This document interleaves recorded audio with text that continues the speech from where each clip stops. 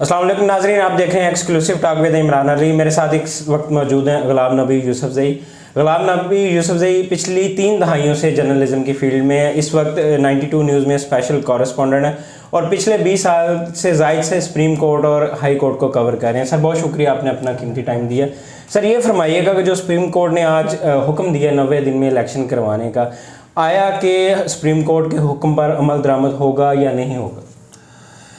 जी, पहली बात तो ये कि सुप्रीम कोर्ट ने आज की जो अक्सरियती जजमेंट में उन्होंने इसमें सिर्फ ये ऑब्ज़र्वेशन दी है कि 90 दिन के अंदर अगर असम्बली क़बल अज़ वक्त तहलील हो तो 90 दिन के अंदर इंतख़ाबात कराना लाजमी है आईनी तौर पर।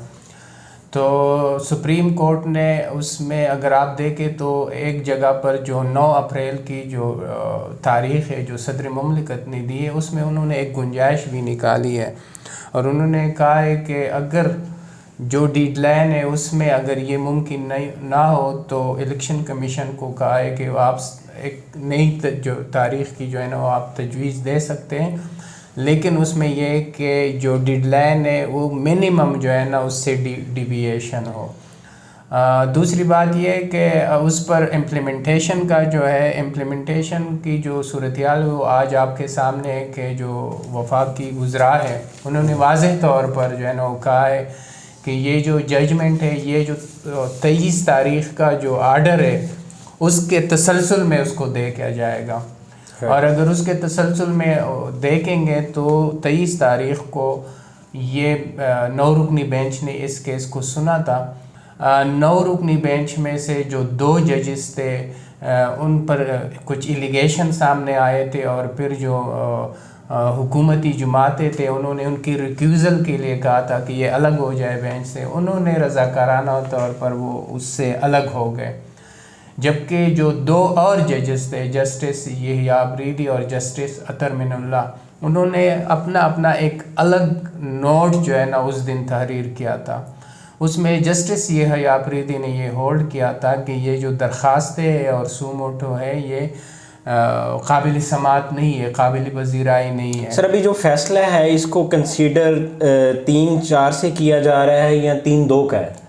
ये एक कंट्रोवर्सी क्रिएट हो गई है और मेरी जो ज़ाती राय है कि ये मामला बहुत जल्द कुछ दिनों में सुप्रीम कोर्ट के सामने दोबारा होगा इस कंट्रोवर्सी को सेटल करने के लिए कि इस जजमेंट को 3-2 का जो है ना फ़ैसला समझा जाएगा, ये 4-3 का होगा।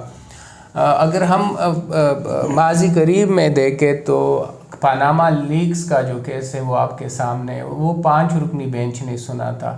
शुरू में जो पहला राउंड आप हियरिंग था उसके कंक्लूजन जब वो कंक्लूड हुआ तो उसमें 2 जजों ने ये होल्ड कर दिया कि उसने गलत बयानी की है प्राइम मिनिस्टर ने, लिहाजा ये डिस्क्वालीफाइड है, जबकि 3 जजों ने कहा कि ये फर्दर इन्वेस्टिगेशन का केस है। तो वो जॉइंट इन्वेस्टिगेशन टीम बनी थी, फिर वो जो है ना 3 जजों ने उसके बाद ये होल्ड कर दिया कि ये डिस्क्वालीफाइड है। आखिर में फिर जब वो बेंच आया तो उन्होंने कहा ये 5 जजों का फ़ैसला है, क्योंकि जो 2 जजों ने पहले फ़ैसला किया था वो बाद में 3 ने भी कर दिया, लिहाजा ये 5 जजों का फ़ैसला है। सेम सिचुएशन यहाँ पर जो है ना अब क्रिएट हो गई है और वो भी है कि 2 जजों ने पहले कह दिया कि ये दरख्वास्तें जो है ना ये काबिल पज़ीराई नहीं है, जबकि 2 जजों ने दूसरा जो राउंड है हियरिंग का उसमें कह दिया। तो अब ये 4 जजेस ने कह दिया है कि ये काबिल पज़ीराई नहीं है, 3 ने कहा कि ये मेंटेनेबल है और उन्होंने सर्टन डायरेक्शंस दी है कि उस जो है ना पैरामीटर्स में जो है ना उन्होंने इस केस को डिसाइड किया हुआ है। तो अब जो एग्रीव्ड बॉडी, ज़ाहिर है हुकूमत ने तो अपना माइंड दे दिया है, उन्होंने कहा है कि ये और ये हाई कोर्ट ने अब जो हुकूमत का मौक़िफ़ है कि अब ये हाई कोर्ट ने तय करना है, वो हाई कोर्ट का जो फ़ैसला आएगा उसके मुताबिक इसको आगे देखा जाएगा। لہٰذا اس کا مطلب ہے کہ یہ امپلیمنٹ نہیں ہوگا. امپلیمنٹ جب نہیں ہوگا تو جو مخالف پارٹی ہے وہ اگریوڈ ہے, انہوں نے پھر کنٹیمپٹ میں جانا ہے سپریم کورٹ. سر آپ سپریم کورٹ کو کور بھی کرتے ہیں, آپ نے یہ سارا 22 فروری سے لے کے 1 مارچ تک فیصلے کے دن تک آپ نے اس سماعت نے کور بھی کیا. جو ججز میں پھوٹ پڑی, اب کیا سمجھتے ہیں کہ جسٹس شہزاد علی شاہ کی کورٹ کے بعد یہ دوسری بڑی پھوٹ تھی اس طرح کی, اور اس کی بنیادی وجہ کیا تھی؟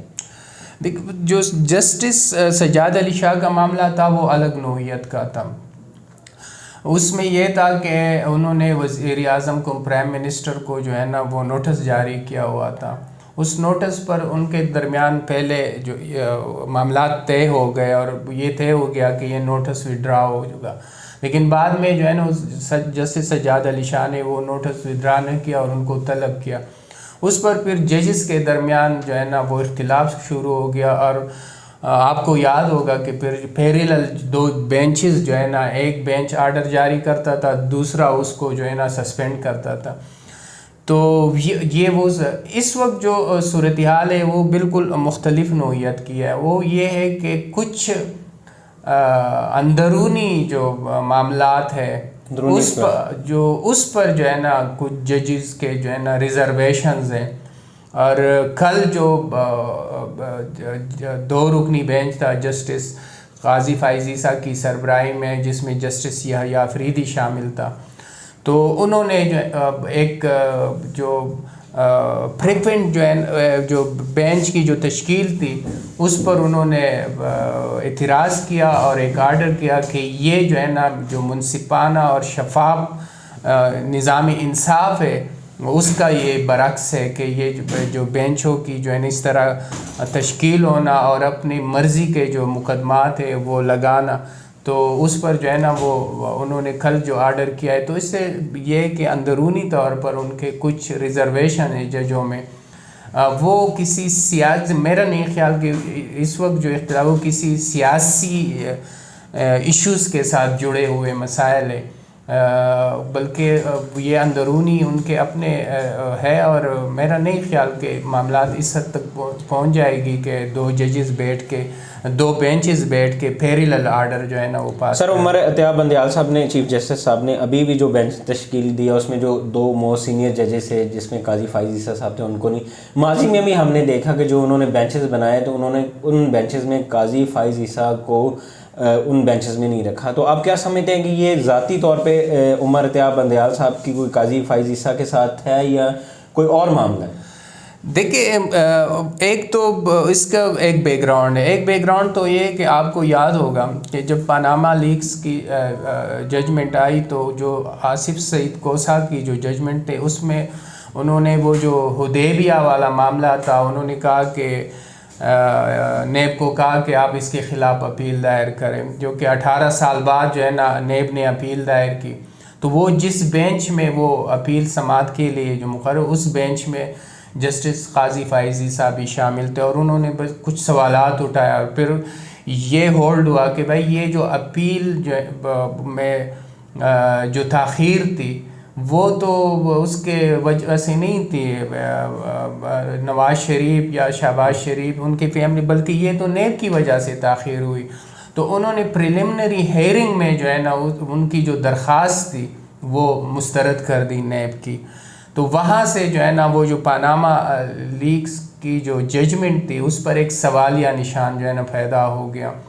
تو وہ ظاہر ہے وہ اس وقت کی جو جوڈیشری کے ہیڈز تھے ان کو یہ جو طرز عمل تھا یا جو یہ اپروچ تھا یہ ان کو پسند نہیں آیا. اس کے بعد یہ سبسیکوینٹ جو ایپیسوڈز ہوئے وہ آپ کے سامنے. پھر وہ ایک آپ کو یاد ہوگا فیض آباد دھرنا کیس تھا, اس میں ایک ججمنٹ آ گئی. پھر اس وقت کی جو اسٹیبلشمنٹ تھی, جو گورنمنٹ تھی اور جو جوڈیشری کو ہٹس کر رہے تھے وہ سارے ایک پیج پر آ گئے, اور جو جسٹس قاضی فائز عیسیٰ کے خلاف ایک ریفرنس آیا. وہ ریفرنس پھر انہوں نے جوڈیشل کونسل جو ہے نا اس پر بہت تیزی کے ساتھ کارروائی کر رہی تھی, لیکن جسٹس قاضی نے پھر اس کو چیلنج کیا سپریم کورٹ میں. سپریم کورٹ میں جب یہ چیلنج ہوا تو وہ بینچ جو ان کی پٹیشن کو سن رہا تھا اس کو ہٹ کر رہے تھے جسٹس عمر اتیاب بندیال. اس میں پھر 2 راؤنڈ ہوئے. پہلے راؤنڈ میں جو درخواست تھی وہ الاؤڈ ہو گئی، لیکن اس میں انہوں نے جو میجارٹی ججز تھے انہوں نے معاملہ FBR کو بھیج دیا. اس کے خلاف ریویو دائر ہوئی اور ریویو میں جو ہیڈ آف دی بینچ تھے وہ اقلیت میں چلے گئے اور میجارٹی ججوں نے کہا کہ یہ FBR کو بھیجنا جو ہے نا یہ غلط تھا. وہاں سے جو ہے نا ان کے درمیان جو ہے نا وہ معاملات جو ہے. سر دوبارہ آج کے فیصلے پہ آتے ہیں. اگر 90 دن میں حکومت سپریم کورٹ کے فیصلے پر عمل درآمد نہیں کرتی تو کیا کنٹمپٹ آف کورٹ لگے گی یا آرٹیکل 6 کی بھی کارروائی ہو سکتی ہے حکومت کے خلاف؟ دیکھیے آرٹیکل 6 اور چیز ہے. آرٹیکل 6 جو ہے نا وہ یہ ہے کہ آپ کانسٹیٹیوشن کو جو ہے نا ہیلڈ ان ابینس رکھتے ہو یا غضب کرتے ہو تو اس میں جو ہے نا اس کا اطلاق ہوتا ہے. وائلیشن آف کانسٹیٹیوشن جو ہے نا یہ ایک وسیع چیز ہے. اس میں بہت سے معاملات میں جو ہے نا وائلیشن آف کانسٹیٹیوشن جو ہے نا وہ ہو جاتا ہے، لیکن اس کا مطلب یہ نہیں ہے کہ جہاں وائلیشن ہوا آرٹیکل 6 جو ہے نا وہ اپلائی ہوگا. تو یہ آرٹیکل 6 کا تو کیس نہیں بنتا. ہاں کنٹیمپٹ کا جو ہے نا وہ کنٹیمپٹ کا معاملہ اگر یہ اس پر عمل درآمد نہیں ہوتا تو جو کنٹیمپٹ کا جو سوال ہے وہ اٹھے گا اور یہ جو بھی فریق ہوگی جو سپریم کورٹ میں جو آئے گا تو وہ کنٹیمپٹ کے بعض حکومتی وزراء کہتے ہیں کہ حکومت سپریم کورٹ نے حکم دے دی 90 دن میں الیکشن کرائیں، الیکشن ہم نہیں کروانے، ہم نہیں کرائیں گے تو کیا ہوگا. پھر آیا کہ عدلیہ کے حکم کی کیا حیثیت رعایا جاتی ہے یا پھر عدالتوں کے ایسے فیصلے دینے چاہیے جن پہ عمل درآمد نہ ہو سکے؟ دیکھیں ہماری جو جوڈیشری ہے اس کی تاریخ تھوڑی سی آپ کہے کہ بہت جو ہے نا وہ قابل تعریف نہیں ہے. تو ہماری جو جوڈیشری ہے انہوں نے حالات کے مطابق جو ہے نا وہ فیصلے کیے ہیں، قانون اور آئین کے مطابق فیصلے نہیں کیے. اس وجہ سے جو ہے نا جو بھی خرابی ہے اس کا اگر آپ سرا تلاش کریں گے تو وہ اس کا سرا کہیں نہ کہیں سپریم کورٹ کے کسی نہ کسی ججمنٹ کے ساتھ جو ہے نا وہ جڑے گا. تو یہ تو ہے اگر قانون آئین اور قانون کے مطابق فیصلے ہوتے تو آج کا جو صورتحال ہے یہ درپیش ہی نہیں ہوتی. تو اس میں ہم یہ کہہ سکتے ہیں کہ ایک اور ایسا فیصلہ جو ہے نا وہ فیلڈ میں آ گیا ہے جو کہ آپ کہہ سکتے کہ وہ ڈسپیوٹڈ ہے، متنازع ہے. کیونکہ ایک تو یہ کہ ایک ایسے کیس میں جس کا اس سے تعلق نہیں بن رہا تھا اس میں 2 ججوں نے کہا کہ آپ چیف جسٹس کو کہا کہ سو موٹو لے. پھر چیف جسٹس نے جو ہے نا اس میں ہیسٹ دکھائی ہے کیونکہ یہ معاملہ آلریڈی جو ہے نا وہ ہائی کورٹس میں پینڈنگ تھا اور ایک ہائی کورٹ نے اس میں آرڈر بھی جاری کیا تھا اور اس آرڈر کے خلاف انٹرا کورٹ اپیل بھی جو ہے نا اس ہائی کورٹ میں جو ہے نا وہ پینڈنگ ہے. تو ان معاملات جب ہائی کورٹ نے جو ہے نا یہ ایک کیس زیر سماعت تھا تو سپریم کورٹ کو جو ہے نا اس میں انٹرفیرنس نہیں کرنی چاہیے تھی. سر بہت شکریہ، آپ نے اپنا قیمتی ٹائم دیا. غلام نبی یوسفزئی کے مطابق یہ بھی ایک متنازع فیصلہ ہے کیونکہ ہائی کورٹ میں یہ پہلے ہی تھا تو سپریم کورٹ کو اور چیف جسٹس عمر اتیاب بندیال کو از خود نوٹس نہیں لینا چاہیے تھا. سر بہت شکریہ، تھینک یو.